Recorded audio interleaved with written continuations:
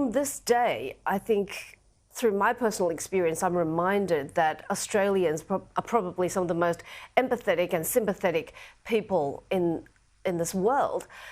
Where do you see their feelings on the conflict at this moment? Yeah, I think there's a great deal of empathy for the trauma that much of the Jewish community here in Australia and around the world are feeling today. This was an unprovoked attack. There's trauma, and it'll be a sombre day where we reflect on the lives that were lost, the nearly 1,200 that were lost on the day, and we still have 100 that are hostages as we sit here.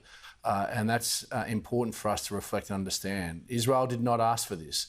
This was an unprovoked attack, and the Israeli government has responded to terrorist organisations. They were at war not with another country, but with the terrorist organisations that permeated that hate and that vitriol and that violence on their own people. And if that happened here in Australia, then I think Australians would expect their government to respond accordingly and to eradicate that terrorist organisations that would pose that threat to them.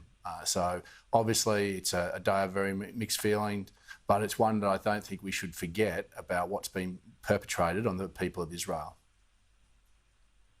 Do you think people's sympathy for civilians' lives lost, especially Palestinians, that's being exploited and radicalised?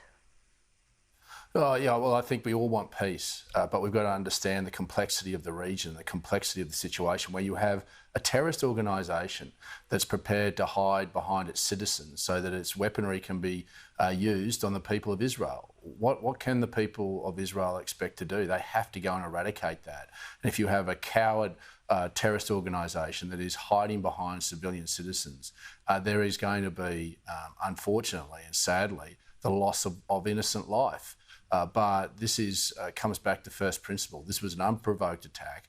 If it happened here in Australia, you'd expect us to actually go and eradicate that threat. And those that march on the streets, many of them have come from that region.